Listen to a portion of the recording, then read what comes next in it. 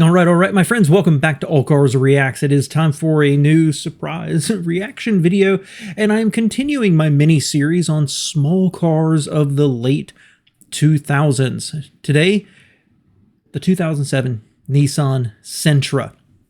We've done the Focus, we've done the Corolla, we just did the Jetta, and now we're going to do the Sentra. Kind of a... I don't know. I've got some thoughts on this one, but I'm interested to see what Motorweek said about it when it was brand new. So as always, you and I are just two friends chilling and going to reminisce a little bit. Make yourself comfortable in your comfy chair. Grab your beverage of choice. Today we have... No. We have Sprite. I think it's zero sugar too. Yeah, zero sugar Sprite. So let's get into it. Your host for Motorweek, John Davis. Well, hello and welcome again to Motorweek. We're glad to have you with us.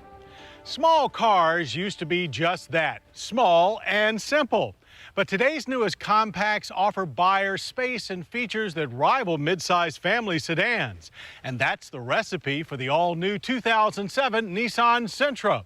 With the new Sentra, buying small may no longer mean coming up short on anything.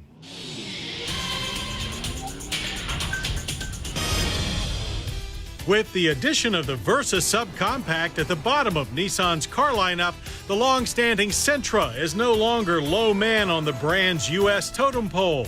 Having room to move up in both size and features, the all-new 6th-generation 2007 Sentra is determined to become the do-everything four-door for the active urban demographic.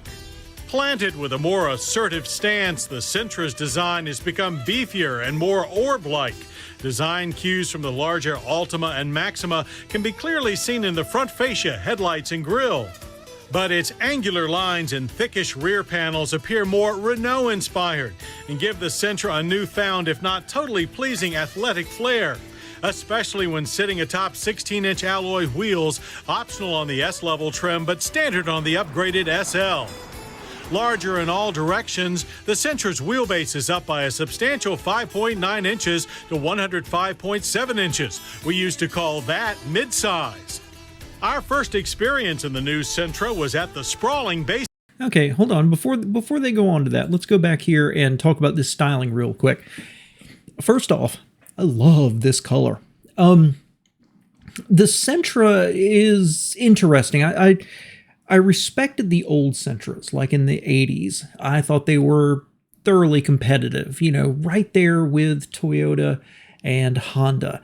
And over time, the Sentra just became cheapened out and cheapened out and cheapened out. The generation before this, and they showed it at the beginning, I like it, but it's a little rounded. It's not as good as the Civic. And that, to me, defines the Sentra. It's just never the top of its class. It never is as good as the Civic or as reliable as the Corolla, or for that matter, as nice as the Jetta. This one, I want to like it. I do, but with some big reservations. I would like to say, after the Corolla and after the Jetta and, you know, certainly the Golf, the fact that they didn't go, as I said, globular with the headlights, instead they went big rectangular, I appreciate they did something different there. But the overall aesthetic is, and I believe this is based on a Renault platform, the overall aesthetic is very similar to the early CTS. Right? The early DTS from Cadillac when they switched to art and science. It was big and it was chunky, but it lacked a little timelessness. It lacked a little elegance. And that's kind of what the styling is here too. It looks different and I kind of like it. I like its little chopped off tail. I like the front looks distinctive, but it all gives off a generally unfinished appearance. Like the stylist took it to 9/10 and then they were told to not finish everything off and make it look really good. I dig the little pug-like nature of this car. I really do. And as a snapshot, by itself, I like the car. But if you compare this with some of the other stuff on the market at the time, just from a styling perspective, it looks a little awkward. It just looks a little awkward. At the sprawling bayside of San Francisco and the challenging roads around it. The venue highlighted how Nissan has rejuvenated the front-wheel drive Sentra's power center with a larger 2-liter double overhead cam inline 4. Output stands at 140 horsepower and 147 pound-feet of torque. Combined, that's 12.5% more power than the previous 1.8-liter. The drivetrain includes either a standard 6-speed manual transmission or an available Xtronic continuously variable automatic. It's smooth and responsive, but the powertrain generates a fair bit of noise under acceleration and at highway speeds. Government fuel economy ratings are 29 city, 36 highway with the CVT. So even with more power, the new Sentra goes further on a gallon of regular than last year. Built on Nissan. Notice they did not give a mixed driving number there, but those numbers, assuming it's even at the low end, that your mixed driving is closer to city, and I don't believe it would be because the CVT is supposed to be good at that. That's a fantastic fuel economy number. Also like to point out that 2 liters, 140 horsepower, in a 4-cylinder, that's within 10 horsepower of the 5-cylinder Jetta. All right. Now, the CVT. As I've said before, I have a CVT in my car, and I absolutely love it. It just works, and it's been reliable. It is not, however, a Nissan CVT. And the Nissan I had, which was a Versa, was flawlessly reliable until about 100,000 miles, but I had the manual. So, small car with a CVT from Nissan, knowing what I know now, back then, absolutely not. You know, is there a 100% chance that the transmission is going to go out? No. Is there a 5 times more likely to than, an automatic from somebody else? Yeah. So why would you risk it? There was a move towards fuel economy, and CVTs were seen as the answer to better fuel economy. Get that extra 1.5 miles per gallon out of it, whatever it happened to be. And, I don't want to say it was a dead-end technology, but I think the multi-speed transmissions we have now, I'd much rather have one. All other things being equal. So, powertrain's a little bit of a letdown. Nissan's new C platform, the Sentra is supported by an independent strut front suspension and semi-independent torsion beam rear suspension. This configuration delivers a comfortable and stable, if not inspiring, driving experience. The new variable assist electric power steering system reacts well if with little feedback. Braking is enforced by standard ABS and electronic brake force distribution on the S and SL models. Both safeguards are optional on the base Sentra. But the true testament... before they get to the interior,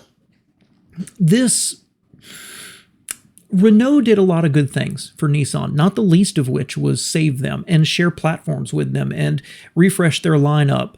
They did, however, start cheapening everything out. And this car starts to make me sad.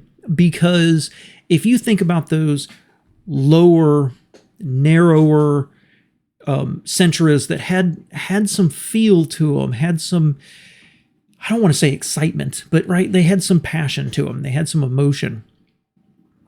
And then they offered SER versions where you could get a fire breather.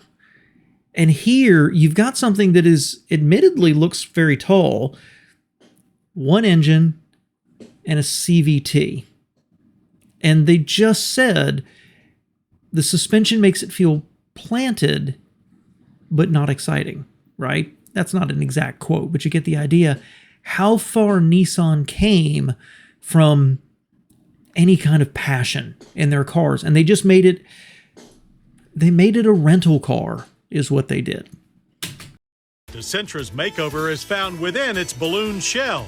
Nissan labored to create an interior space that achieves both versatility and functionality, but without sacrificing trendy styling. The instrument panel is nicely trimmed with bright accents, clear round gauges, and a compact center stack with large readouts, centralized controls, and gear shift jutting out just below climate and stereo. Standard safety is across the board with a hailstorm of airbags, including front side impact and side curtain airbags, plus tire pressure monitoring. All 3 trim levels are well equipped with power windows and locks, air conditioning, tilt wheel, and a useful center console. We also got seat time in the top drawer SL with leather upholstery, a 340-watt Rockford Fosgate stereo, Bluetooth capability, intelligent key, and an innovative headliner CD holder for clutter-free access to your favorite disc. A definite crowd pleaser for the young and hip. Along with room for 3, the spacious rear seat delivers convenient storage and a double folding 60/40 split seatback feature. Trunk room has also swelled to 13.1 cubic feet. A clever trunk divider system creates a unique hidden storage compartment to keep valuable cargo separate. Though we didn't have specific pricing... Okay, before they go on to the pricing, let's talk about the interior. Mixed feelings on this.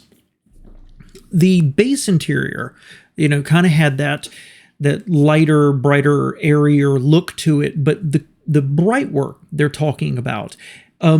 I mentioned it on the Focus video. That looks cheap to me. And I know Chevy did it for a while. I think everybody did it, but it just looks cheap to me. Compare that with the interior in the Jetta. And this looks low grade, okay? Now, when they looked at the SL with the leather interior, everything looked much richer inside, but it looked darker and more like a cave more than anything else. So mixed feelings on it. I don't like the base one, the base level. I guess that's what I'm saying here. Back seat has a lot more room than I remember.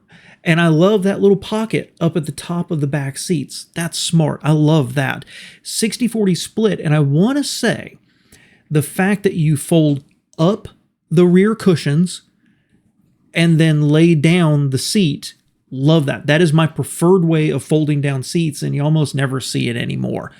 And that little divider in the trunk, and the trunk's a good size at 13.1 cubic feet, that little divider, that's smart. Nissan does stuff like that in their cars, because I remember the Rogue has that adjustable shelf that can also go vertical. I get super excited about that stuff. I don't know. Compartmentalization, I get excited about it. So the interior, let me put it this way. The Focus, I actually thought the interior was unattractive enough to turn me off of the car. This one, it's not quite there. My biggest single complaint is that gear shift lever. Why is it up here? What? That's a minivan. That's what they did on the Quest. Why? It's just... I don't hate it passionately, but it's not my first choice of an interior. When we went to tape, MSRP for a nicely equipped base Sentra is expected to be about $15,000. A compact level sticker for an almost mid-size offering. Since 1982, the Nissan Sentra has been quietly evolving and growing.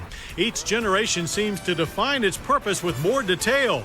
Now aimed squarely at satisfying the youthful echo boom culture, the all-new 2007 Sentra has undergone its most pointed changes yet, and possibly the ones most poised for big success. Coming up, aggressive enforcement. I might have to go find that one. That sounds interesting. So what to say about the Sentra? And this is going to be interesting as I finish up this mini-series and I get to the Civic.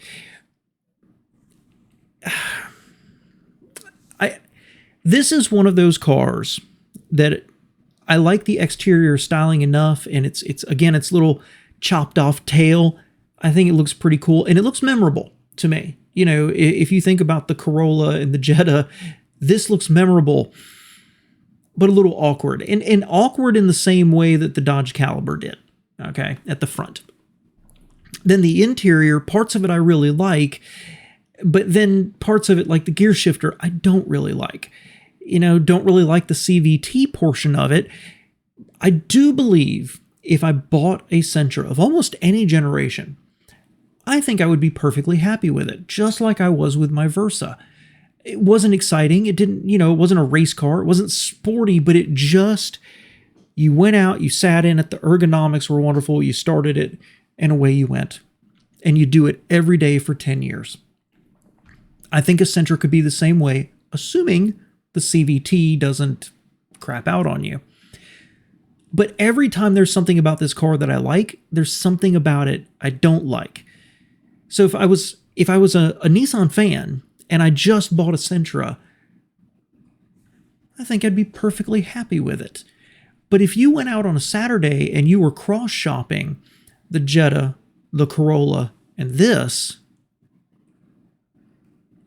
there's reasons to not buy it from two different directions. Now, the price was fair. That is right where the Corolla was starting at. And I did, 2 or 3 months ago, I actually did a Chevy Cruze. I don't remember that one.